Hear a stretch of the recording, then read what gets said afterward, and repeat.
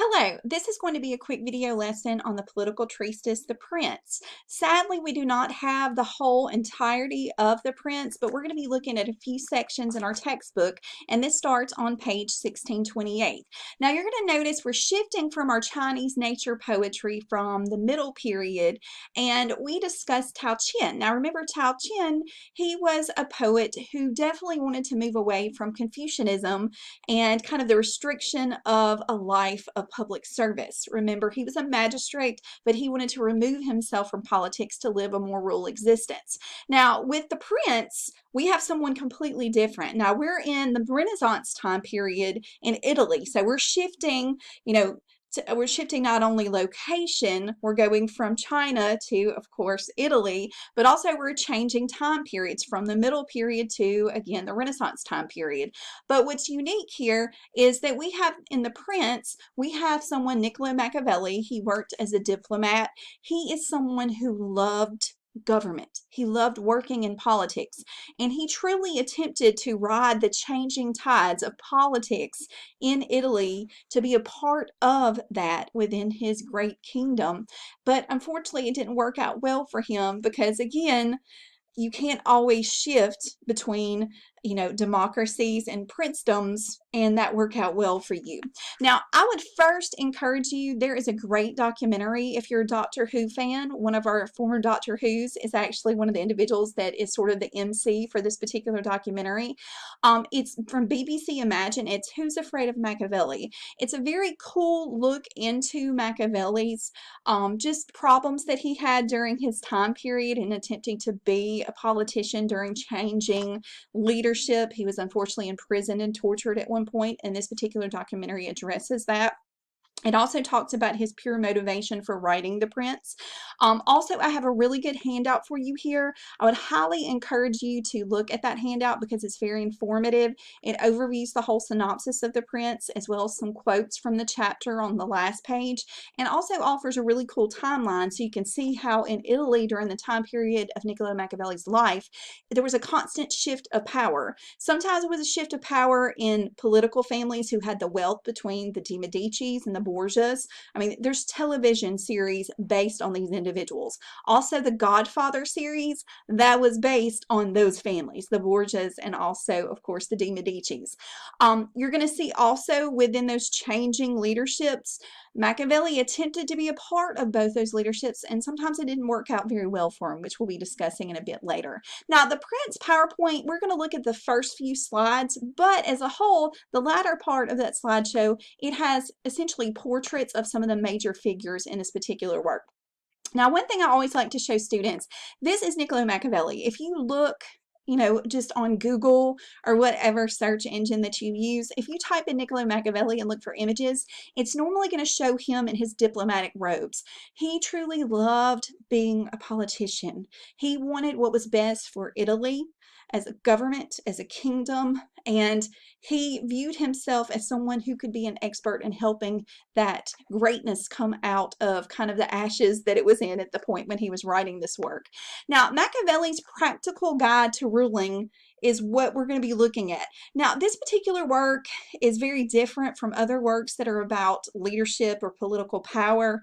Now, previous works really equated morality with effective leadership, okay? Now, Niccolo Machiavelli, he severs those two concepts, okay? He essentially states that in order to be an effective leader, sometimes you have to be willing to do behind closed doors some actions that would be perceived by individuals as bad, as criminal, as ruthless, but you have to do that to maintain your leadership and also the effectiveness of your region or whatever you're ruling, whether it's, a kingdom or a household, in the case of like a parent. Now, this particular work, when it was published, it was viewed very negatively. They viewed Machiavelli as almost like, the devil, the Antichrist, because he was kind of preaching in a way very non-pious, non-Christian behaviors in relationship to leadership. And individuals wanted to kind of believe that their leaders were leaders that were essentially graced in those positions by God, and that they were going to essentially work in those positions by being pious, by being good, by being noble. But Machiavelli felt a little different. He felt that, in a sense, to maintain your power, to be effective, you had to be willing to do really terrible things at times. Now, you're going to notice, as far as in Machiavelli's time period, his government was constantly shifting between a principality. Those were regions that were headed by different princes, in some cases maybe dukes that are appointed to those positions, or republics that were headed by an elected official. Also, the Catholic Church was a part of that, and a pope was appointed. Sadly, in many cases, that that pope was appointed through money. Okay, you're going to notice many popes in our timeline are De Medicis or Borgias, because they were the families with wealth during that time period, and they did technically buy the papacy. So you can probably imagine government during this time period was pretty corrupt. I do want us to look at the handout that I gave you. Now, as far as, Niccolo Machiavelli, I do want you to understand that, he was born into just a typical middle-class family. He was an individual who really got to see a time in Italy's political system that it was in constant change. They were constantly shifting between a principality, of course, those regions ruled by a prince, versus a republic, state-headed officials, who were elected and ruled those regions. Now, he, in many ways, he admired some of the officials that he is going to be discussing. He viewed them as effective leaders. Now, when he wrote The Prince, he actually dedicated this to a member of the De Medici family, who is Lorenzo de' Medici. Now, as far as you'll notice the timeline, and I'm going to scroll down to the timeline really quickly, and we're going to talk about some of these other characters as well. And I say characters, these are actually real historical figures. Now, you're going to notice, as far as the time in which he was writing, we had first Lorenzo de' Medici. Now, this is not the Lorenzo de' Medici he is essentially dedicating this work to. This would be, of course, one of his descendants later, which we'll get to that.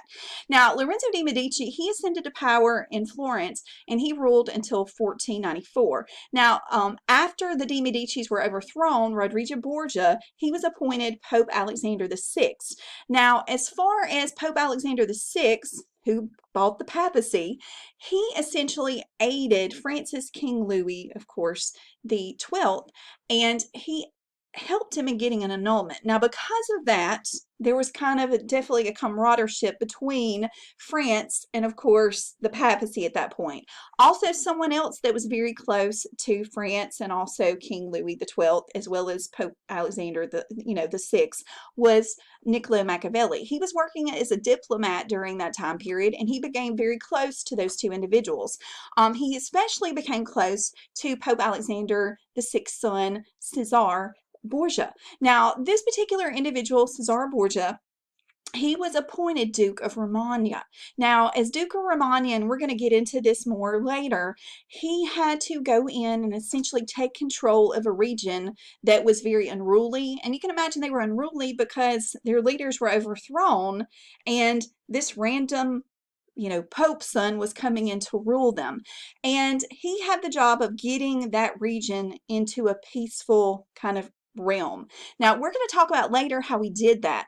Now, as far as the steps he took to do that, Machiavelli was very impressed with Caesar's, methods, and he writes about those in the sections we're going to be looking at The Prince. Now, sadly, you're going to see that fate, fortune, these are two very important kind of themes or ideas that are within The Prince. Sadly, by fate, Rodrigo Borgia, Pope Alexander VI, and also his son Caesar, they did not retain their power very long because, unfortunately, we had Rodrigo, Pope Alexander VI, he died of malaria. Not long after that, Pope Julius II took over, and then Caesar Borgia, he was essentially exiled, and he died just a few short years later. Now, you're going to notice after the power of the Borgias kind of went away, guess who pops back up? We have the de Medicis, and this is in around 1521. Now, we had this image of the de Medicis coming back into power. Now, what's quite interesting is we have Niccolo Machiavelli. He wants to be back into politics. Even though the Borgias are out, he wants to maintain that relationship in the political world through the De Medicis. But they didn't trust him. They thought he still had loyalties with the previous leadership. So you're going to notice that in 1513 right here, that Niccolo Machiavelli, he was imprisoned, kind of suspicion of being treasonous against the De Medici family. He was tortured. Now, they didn't even find any really real evidence to show this treasonous behavior, so he was later released. But he was exiled from kind of, his former existence, kind of similar to the way Dante Alighieri was exiled from his former existence, and he was sent to the country. Now, you can probably imagine being in the countryside, away from politics. He's not at a good place. So this is when he decides to write The Prince. And ultimately, The Prince, you're going to notice, has these wonderful, just basic lessons about how to act, okay, in order to be an effective leader. Now, you're going to notice, and when we go to The Prince, it starts on 1628, okay, we open up with Niccolo Machiavelli's letter. Now, he sends a letter to a friend, and this letter to his friend is Francisco Vettori. Now, Francisco Vettori, he was an ambassador in Rome, and you can imagine with Niccolo Machiavelli, he's just been released from prison. He's been exiled to the countryside.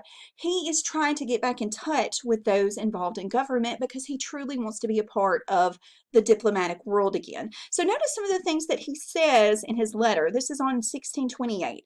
He says, I'm living on a farm, and since my last troubles, I have not been in Florence in 20 days. So he hasn't been to Florence, the place where he used to live and wine and dine with kings and diplomats and popes. He hasn't been there in days. And he says, I read about the passions, of Dante, Tibullus, Ovid, those great classical thinkers of Greece and Rome.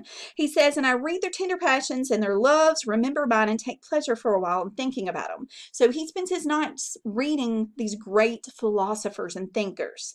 And he says, it gets to be dinner time, and with my troop I eat what food my poor farm and my little property permit. So notice, he's a farmer. Now, he's not like Tatian, who wanted to be a farmer. Niccolo Machiavelli doesn't want to live this simple existence. He wants to be a part of politics. So he's trying to get back into it with this letter.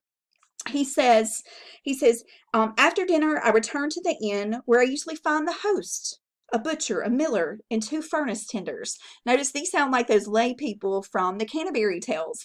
He is with working class folk. Again, he used to wine and dine with the aristocracy and noblemen and women. Not here. He's with the lay people, and he's not really having it. He's not really enjoying it. Notice it says that he sinks into vulgarity the rest of the day playing at cricket and trick-or-talk, which are gambling games. And he says, from these games come 1,000 quarrels and a numberless offensive, insulting words, because they're in an inn, like a bar setting. Now he says, we often dispute over a penny.